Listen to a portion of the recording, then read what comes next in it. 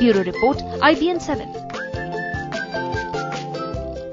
तो एक अच्छे बी स्कूल का चुनाव कैसे करें, कैसे एक अच्छे बी स्कूल में, मैनेजमेंट स्कूल में दाखिला मिले, ये सब जिज्ञासा जो है वो स्टूडेंट्स के मन में आ रही होगी। और इसी पर बात करने के लिए दो खास मेहमान हमारे साथ इस वक्त स्टूडियो में मौजूद हैं। रितेश जैन हैं, आप सेंटर डायरेक्टर हैं टाइम के, और साथ ही साथ अनिल कुमार विज साहब हमारे साथ हैं, आप HOD हैं मैनेजमेंट ITM यूनिवर्सिटी के। अनिल, पहले मैं आप ही से पूछना चाहूंगा, एक अच्छे बी स्कूल का चुनाव जो है वो कोई भी स्टूडेंट अगर हम बात करें और जिज्ञासा उनके मन में है, कैसे हो?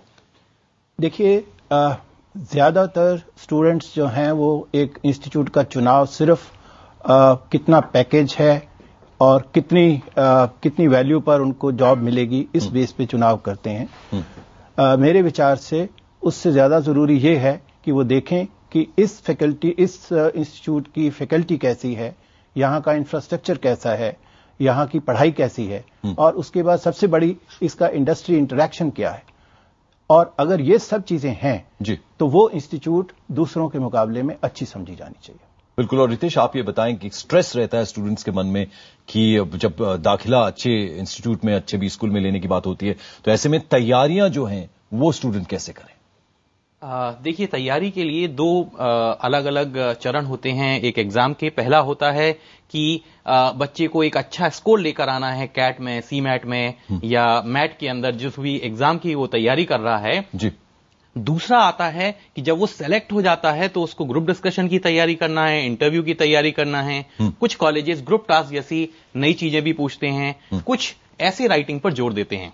तो जैसे हमें पता है कि अभी कैट का एग्जाम हो चुका है, तो कैट के बेसिस पर जो छात्र तैयारी कर रहे थे उनका अगला चरण अब है ग्रुप डिस्कशन और पर्सनल इंटरव्यू के लिए।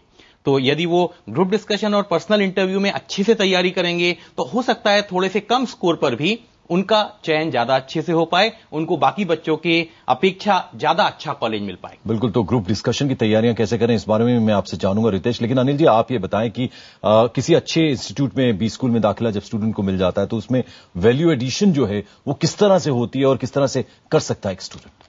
देखिए, सबसे पहले तो उनको जो सब्जेक्ट्स मिलते हैं, मैनेजमेंट सब्जेक्ट्स तो होते ही हैं, उसके अलावा बहुत सा प्रैक्टिकल वर्क होता है, बहुत सी केस स्टडीज होती हैं, ग्रुप प्रेजेंटेशंस होती हैं, इंडस्ट्री में उनको इंटर्नशिप पे भेजा जाता है। उस इंटर्नशिप में वो वहां जो है वो जो वास्तव में वहां पर किस तरीके से मैनेजमेंट काम करती है उसको सीखते हैं, और उसके बाद यही सीख वापस आके वो अपने कोलीग्स के साथ, अपने क्लास फेलोज के साथ प्रेजेंटेशन में बताते हैं। और ये शायद जो है मेरे ख्याल में सबसे बड़ा अनुभव है जो उनको आगे अच्छा मैनेजर बनने के लिए प्रेरित करता है। रितेश, बहुत सारी चीजें जो हैं स्टूडेंट्स के मन में डर, शंकाएं पैदा करती हैं। ग्रुप डिस्कशन, अगर मैं उसकी बात करूं तो ग्रुप डिस्कशन में डूज एंड डोंट्स क्या हैं, अगर वो उसके बारे में आप थोड़ा बता पाएं, किस तरह से ग्रुप डिस्कशन के लिए तैयारी करें स्टूडेंट्स? देखिए, ग्रुप डिस्कशन में दो तरह की चीजें हैं।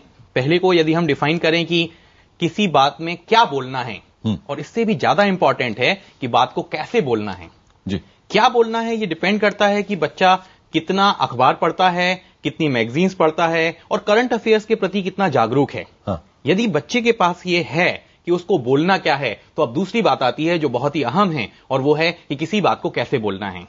किसी बात को कैसे बोलना है, इसके लिए सबसे ज्यादा चिंतित जो बच्चे होते हैं उनकी चिंता होती है कि बहुत सारे बच्चे करंट अफेयर्स की आपने बात की, तो देश में क्या कुछ घटित हो रहा है, वो चाहे पॉलिटिकल डेवलपमेंट्स हो या किसी भी तरह की डेवलपमेंट्स हो, उन सब के बारे में जानकारी होनी चाहिए। अच्छी बात है वो। जी हाँ, बिल्कुल जानकारी होनी चाहिए। जो है दिन में 2-3 अखबार पढ़ना जो है ऐसे वक्त पे बहुत जरूरी है, वो अच्छा समझा जा सकता है। देखिए, न केवल सिर्फ अखबार पढ़ना जरूरी है, मुझे लगता है कि even magazine, even Facebook, even जो भी घटनाक्रम आपके आसपास हो रहा है, जो भी लोग सोच रहे हैं, जो भी कुछ लोग चाहते हैं जैसा होना चाहिए, उस सब आपके मन में होना चाहिए। कुल मिलाकर ऐसा नहीं होना चाहिए कि किसी भी विषय पर आपके पास कोई भी प्रतिक्रिया नहीं है।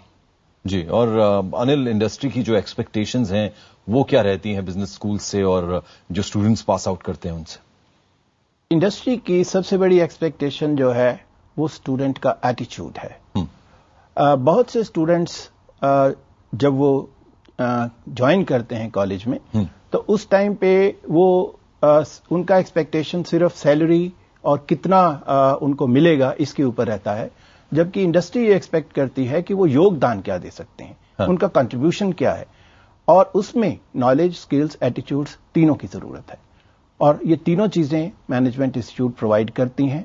वो बिजनेस नॉलेज देती हैं, स्किल्स, और स्पेशली जो आजकल हम information technology skills, IT skills कहते हैं, वो देती है, सॉफ्ट स्किल्स देती है, और इसके अलावा एटीट्यूड के लिए वैल्यूज, प्रोफेशनल एथिक्स, इन सब चीजों के बारे में बताया जाता है।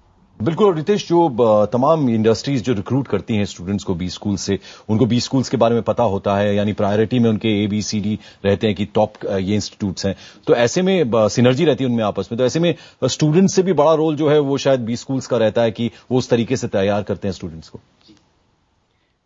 देखिए, जो एक अच्छा बी स्कूल है वो बच्चों को तैयार कराता है आज की परिपेक्ष के हिसाब से। जैसे यदि हम देखें कि अगर मंदी का दौर है तो मुझे लगता है मंदी के दौर में MBAs की जो प्रमुखता है, जो MBAs की जरूरत है, वो बहुत ज्यादा है। ऐसा नहीं है कि मंदी है तो MBA का प्रभाव कम है MBA के लिए, लेकिन क्या है, जब अच्छा मार्केट होता है तो जनरल मैनेजमेंट बहुत अच्छा होता है, लेकिन जब भी मंदी आती है तो बच्चे को चाहिए कि बच्चा कुछ इस तरह का हो जो इनोवेटिव थिंकिंग वाला हो, जो आकर कंपनी का खर्चा कम करा सके, जो बच्चा इनोवेटिव स्टेप ले पाए। और इसके लिए जरूरी है कि वह ऐसे कॉलेज में भी जाए विच इज एक्सपेरिमेंटल ऑल्सो, जहां पर सिर्फ एक रटे हुए सिलेबस के अलावा काफी अच्छे बाहर से फैकल्टी मेंबर्स भी आते हों और बच्चों को ये प्रभाव दिया जाता हो कि आप इनोवेटिव सोचिए, इनोवेटिव काम के प्रति जागरूक रहिए और आप कुछ नया कर सकिए। बिल्कुल, जिस तरफ इशारा किया रितेश ने, अनिल आपसे मैं जानना चाहूंगा कि जो मंदी का दौर है, पूरा विश्व जो है मंदी के दौर से गुजर रहा है, तो ऐसे में मैनेजमेंट का कितना स्कोप है ऐसे में भी? मैं रितेश से पूरी तरह से सहमत हूं कि इस टाइम पे मैनेजमेंट स्टूडेंट की सबसे बड़ा रोल है, क्योंकि मंदी के टाइम में सबसे पहला काम है मार्केट क्रिएट करना, और इसीलिए इस टाइम पर जो सबसे बड़ा चुनाव है, जो मैं कहूंगा कि जिस फंक्शन में सबसे ज्यादा डिमांड है वो इस टाइम पे बिजनेस डेवलपमेंट में है। और वहां पर दोनों चीजें, एक कि उनका एटीट्यूड कितना पॉजिटिव है, और दूसरा वो कितना कमिटेड हैं किसी एक काम को करने के लिए। ये दोनों चीजें सॉफ्ट स्किल्स में काउंट होती हैं, और इन दोनों चीजों के लिए जो मैनेजमेंट स्कूल्स हैं वो उनको तैयार कर रहे हैं, खास करके थ्रू इंटर्नशिप्स। बिल्कुल, तो जब सिलेक्शन करने जा रहे हैं अनिल कोई भी स्टूडेंट किसी अच्छे इंस्टीट्यूट की, तो ऐसे में तैयारियां जो हैं, ग्रुप डिस्कशंस की किस तरह हो, पर्सनल इंटरव्यूज की किस तरह से हो, तो क्या क्या चीजें जो हैं वो एक स्टूडेंट को अपने ख्याल में रखनी चाहिए? मेरे विचार में एक तो स्टूडेंट जो हैं उनको अपनी अवेयरनेस लेवल वो बढ़ानी चाहिए। सिर्फ एक जनरल नॉलेज नहीं, बल्कि थोड़ी सी अगर बिजनेस अवेयरनेस भी उनके पास है, मतलब स्पेसिफिक होना पड़ेगा, बहुत स्पेसिफिक होना पड़ेगा। और मैं दूसरा ये कहता हूं कि असल में हम मैनेजमेंट इंस्टीट्यूट स्टूडेंट्स को लेते हैं, हम अपनी वैल्यू एडिशन करते हैं, और उसके बाद असलियत में इंडस्ट्री उनको टेक करती है जी। और इसमें जो वैल्यू एडिशन हम करेंगे वो बिजनेस अवेयरनेस, उनका एप्टीट्यूड और उनके स्किल्स, इन तीनों की तरफ हम ध्यान करेंगे। लेकिन अगर हमें पहले से एडमिशन के टाइम पे सबसे अच्छे स्टूडेंट्स इसी सेंस में मिलते हैं तो उतना ही अच्छा वैल्यू एडिशन हम फर्दर में कर पाएंगे। बिल्कुल, तो MBA गुरु में आज हम बात कर रहे हैं मैनेजमेंट की पढ़ाई के बारे में। दो खास मेहमान हमारे साथ हैं, उनसे आगे भी चर्चा को जारी रखेंगे। एक छोटा सा ब्रेक यहां ले रहे हैं, फौरन हाजिर होते हैं, कहीं मत जाइएगा।